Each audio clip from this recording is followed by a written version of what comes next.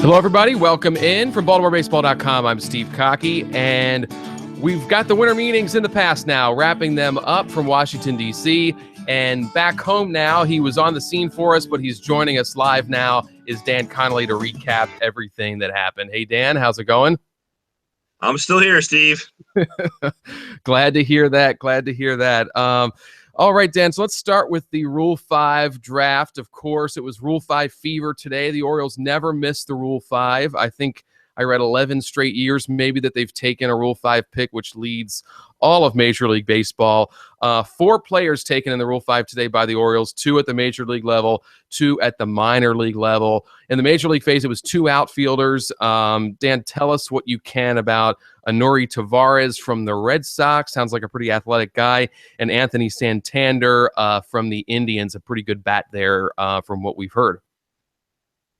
Yeah, Tavares is a guy. He's 24 years old. He's from the Dominican. He can run. He doesn't have great stolen base percentage, but he's fast. And he obviously has played both outfield and second base. And he's the kind of guy, if he could stick with the Orioles, would kind of be in that utility situation, pinch runner. Somebody provides a little speed, a little bit of a spark. He's still kind of learning the outfield from what we've been told. So, I'm not sure how great of an outfielder he is. Dan Duquette said, he feels like he's a competent outfielder and can compete there. He can hit, and he gets on base. And this is the kind of guy that you look at the Rule 5, see what you have, put him in that. He would obviously be a bench guy at this point. But, he was a pretty good player at Double-A for Boston, and so they're interested in seeing what he can do. The other guy, Santander, really actually intrigues me, and he intrigues me for several reasons. One, he does have a big bat. He's young. He's 22 years old. Making the jump from high A to the major leagues is crazy, and it's really, really difficult to do.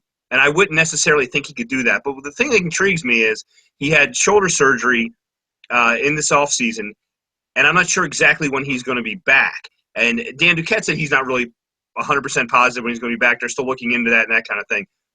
What is intriguing about the Rule 5 is you have to keep the player on your roster all season, Steve, as you know. But there is the provision for the disabled list.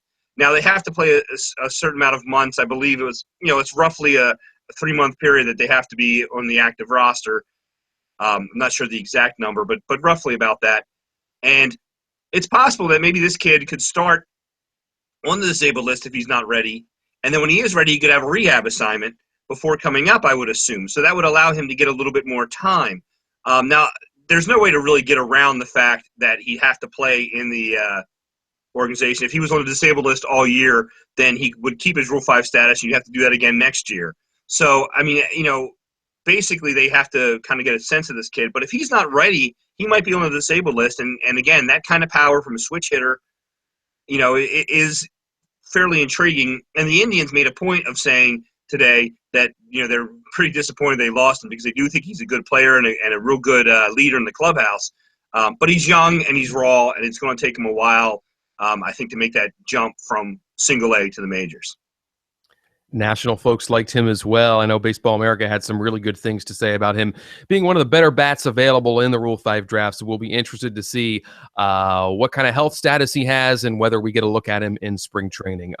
Moving on now, Dan, we've got to talk Joey Bats because this almost became a national story, picked up everywhere. I saw it in different languages. Dan Duquette coming out and saying that he talked to Joey Bats' agent, or the agent came to him, and he reiterated that, hey, the Orioles are not interested because Orioles fans do not like Jose Bautista. Dan, your thoughts on this kind of crazy story that materialized the past couple of days here at the winter meetings? Well, first of all, if you're seeing it in different languages, we're going international story here, man. There you go. We're not just going national story. Come on. International. I know it's international because I was retweeted by the Yahoo of Canada, among other things. So it is an international story, an international controversy. And it's pretty silly. I mean, let's face it, but it's intriguing. I think the intriguing thing is, Dan Duquette did not back down from the statement. He said it a couple different times, including to the media, the group media session in Washington. And basically his thought is, the fans don't like this guy, and we're not going to pay a lot of money and bring this guy in, and the fans don't like him, and he doesn't fit particularly well.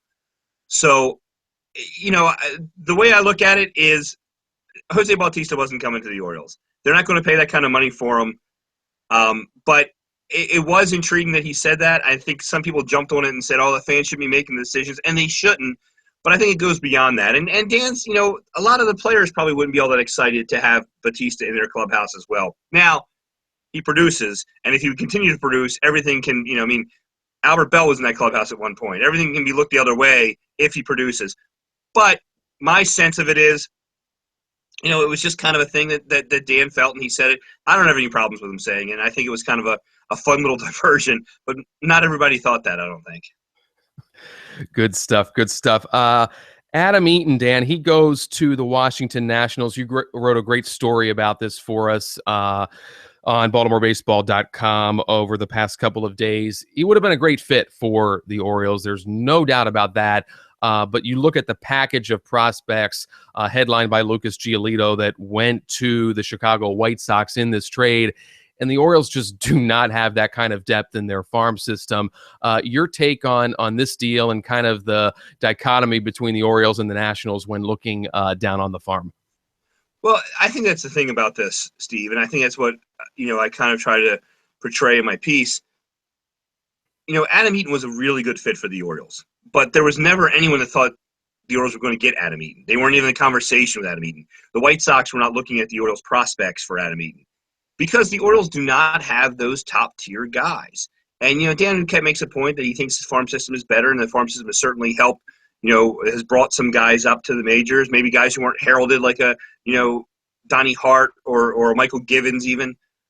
And guys who have helped. And that's really the main purpose of the farm system is to help the major league system. And I get that.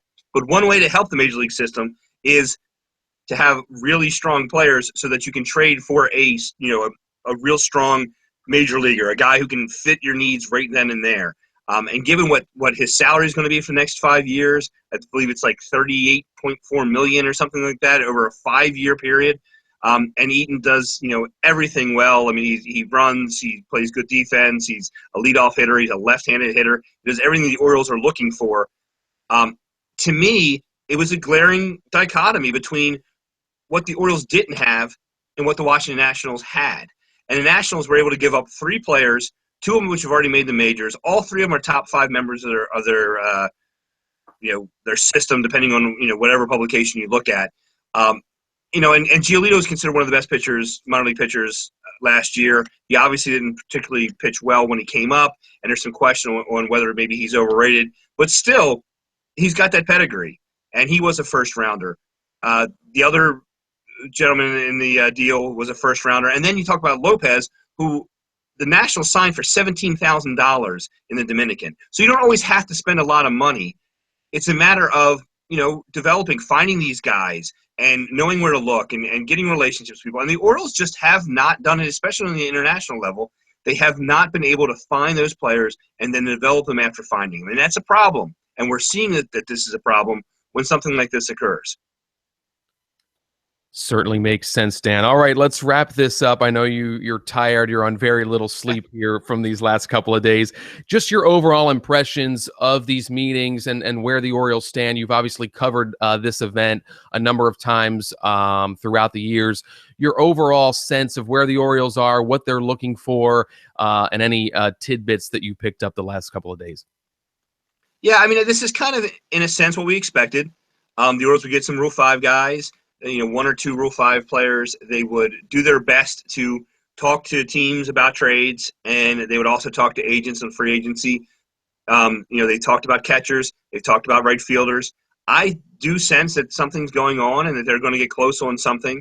Dan Duquette, he gets the job done. Sometimes it takes longer than fans want or whatever, but the job gets done. I mean, he ends up, filling holes here and there that need to be filled. Whether they, end up, working out, that's something that really nobody can predict. But he does end up filling the holes. He does give a roster, to Buck Showalter to work with. So I would imagine that things happen here. I would imagine they get themselves a catcher, probably a free agent catcher. I would imagine they also get themselves a right fielder, whether it be via trade or free agency. But they're doing stuff, and they lay the groundwork, and they're doing stuff, and we'll see in the next 2 months whether that'll work out for them or not. All right, Dan, we will see. Thanks again for joining us. We're going to try to do this throughout the offseason to talk about the moves the Orioles are making and to keep you all updated. For BaltimoreBaseball.com, I'm Steve Cockey. Until next time, so long.